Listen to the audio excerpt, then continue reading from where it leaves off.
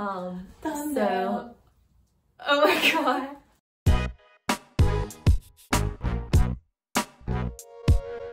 Hey everybody, it's Diana. Welcome back to my channel. I haven't done a video in a while, so I thought it would be fun to film myself dyeing my hair blue because it seemed like a lot of you enjoyed watching me dye my hair pink. And as you can tell, the background of this video is a little different, and that's because this is in my room in my new apartment because I actually moved out since I decided to take a gap year. So that's a fun little update. In this video, I'll just be talking about my gap year, and Natalie's joining me to help me dye the back of my head. So she'll also be talking about what we've been up to. And yeah, without further ado, enjoy the video. Maybe it's this way. So I have the new hair dye.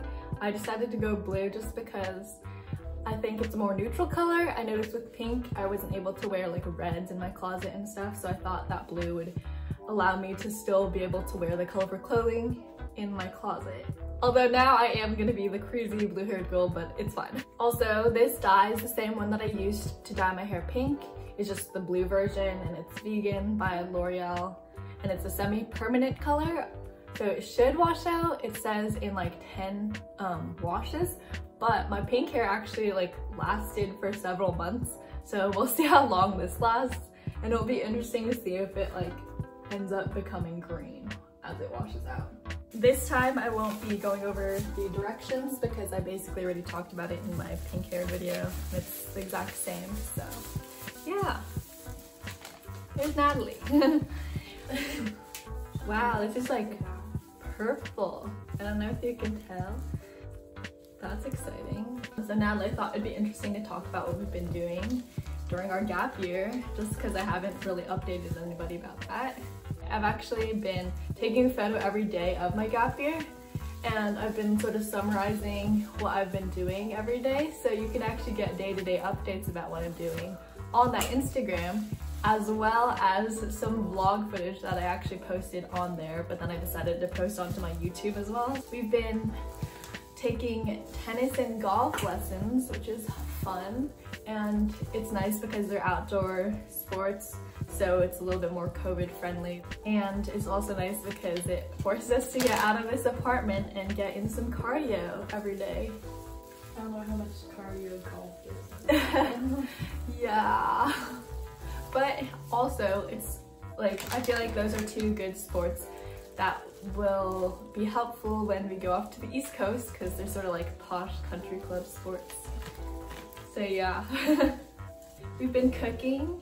I was just eating this like soup that I made, and it was like the first soup I've ever made from scratch, so that was kind of exciting since I wouldn't consider myself a cook, but since we have moved out and have been adulting, I have had to make 3 meals a day and clean up after that, so it's a taste of the real world, I guess. We've been doing some reading as well. Most recently, I've been reading Rich Dad Poor Dad, which is, I would definitely recommend. That book was recommended to me by my friend Hala from Penn. She's class of 24, unfortunately I'm 25, so we aren't in the same class, but she recommended that I add that to my investment reading list, because as part of my gap year, one of the goals is just to learn more about investing and stuff. And just like have more financial literacy. Exactly, so I added that to the list. I've been doing like a fair amount of reading. It's actually been like a goal of mine to read for half an hour every day, just because it's like steady progress. And also I feel like reading is a little bit more productive than just like watching TV, because at least my writing is like subconsciously getting improved because I'm like taking in more like sentence structures and grammar and stuff. So yeah, I've been reading every night before bed. Another daily habit that I've started is writing every morning. There's this nonprofit called Shut Up and Write that has these like hour-long Zoom calls that happen throughout the day, and I just hop on one every morning with like people, like writers from around the world, which is really cool, like from Germany, from like Italy, places like that. and basically we just like are on a call together, and then you write, and then at the end you talk about your progress. So I've met some like really cool writers who are working on like actual novels and books that are gonna get published. So that's cool. I'm kind of just writing for fun, and I'm doing like a writing course, so I just work on the assignments from that, but it is pretty inspiring.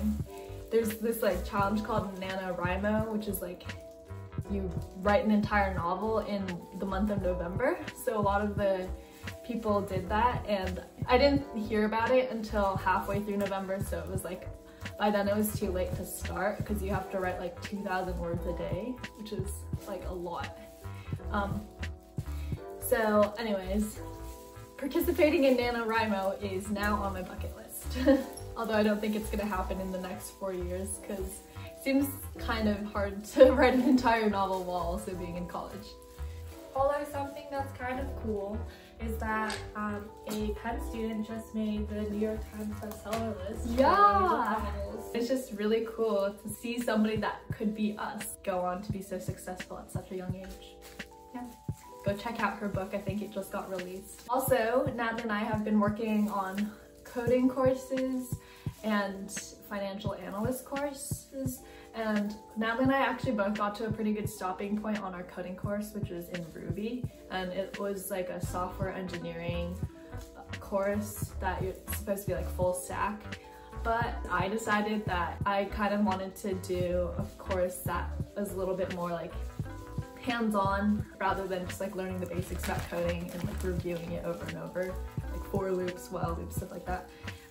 So I actually started a algorithmic trading course from Udemy. I can link it in the description, but right now I'm like reviewing Python fundamentals, and I'm gonna start like learning the actual technology that goes into making a trading algorithm. So that's pretty cool. Actually been going into San Francisco for brunch, which has been fun. We live on the West Coast, so we can actually be outside and eating while it's like not freezing. This is the soup that I made. I'm kind of proud of it because it's kind of, you know how people say there's like everything but the kitchen sink? Like, I think that's a thing. This is like everything but the refrigerator soup because I basically just took like all the veggies in our fridge that had like sort of gone soft because we had eaten them, like carrots and celery and stuff, and then I just put it into this soup and used like the remaining garlic and sweet potatoes that we had. Oh, and we bought a bunch of plants sort of recently, but a lot of them died. So one of the plants that we bought was like a thyme plant and it died. But the recipe called for dried thyme, so I just used that as well. So everything sort of worked out and it was really good. If anybody actually has tips about taking care of succulents or plants, please comment below because we bought like 4 or 5 succulents and I think we overwatered them because they turned black and sort of rotted. But then the ones that were surviving, we watered less and then they started showing up. We each have one plant that is like sort of doing well. Here's this plant with the little forks that are holding up the stalks. What is your plant called? Her plant, she named Tilly. It's like matching. And I think I named mine like Billy. So this is Billy the plant. He's trying to live his best life. So another thing that Nat and I have been working on. We founded it in March. Yeah, so for a while. Like first.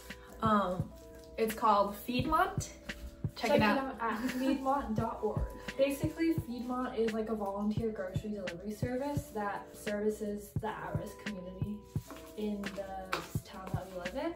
Natalie actually made like a template to guide people through the process of starting their own organization like Feedmont in their own cities. So if you're interested in starting something like that in your own city, definitely check it out. I'll link the document in the description. And actually Coda is like a really cool tool. This is just like a side note.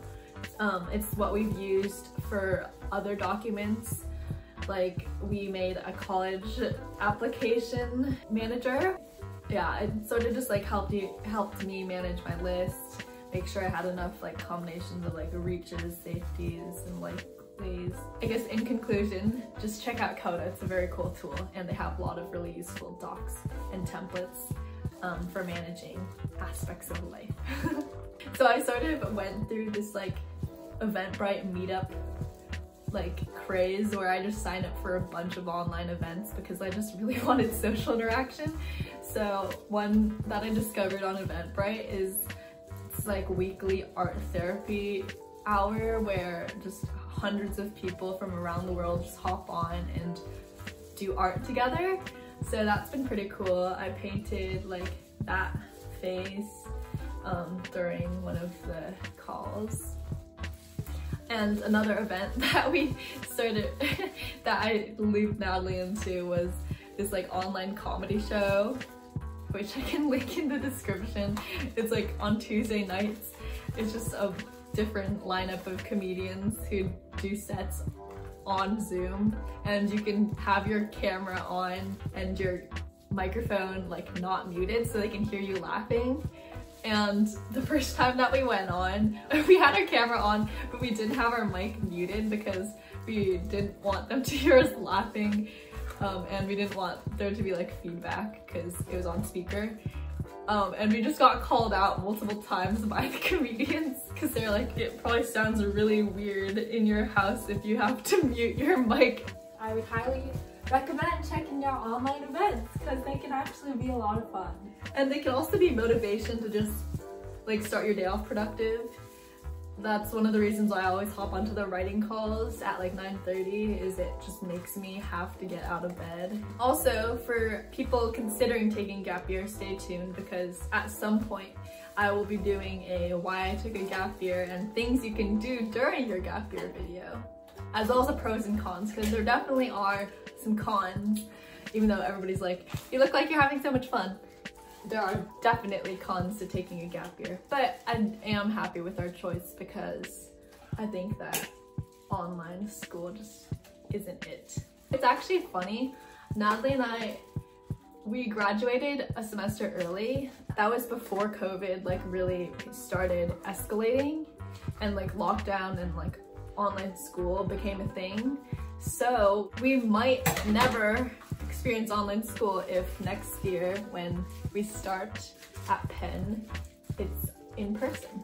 So fingers crossed, knock on wood. So I'm going to let this sit in my hair for 30 minutes and then I'll be back to show you guys the final look.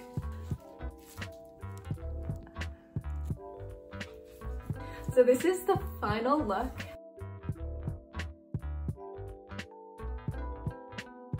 I'm pretty happy with it. I would say that it's a little bit streaky, as you can tell, but it will probably even out after a couple of washes. And it actually is a little bit of like purplish blue, but I'm kind of happy with that because a lot of people told me to go for a lilac purple, but I wanted to do blue, so this is like a happy medium. I'll just do a little spin. Let's do that again. I'll do a little spin. And yeah, to all the seniors who I know are going through the college process and hearing back from schools, good luck. You guys got this. I know how scary and tough it is, but you guys will make it through and you'll be stronger for it. And just remember that everything will work out. Yeah, I will see you guys in next time's video.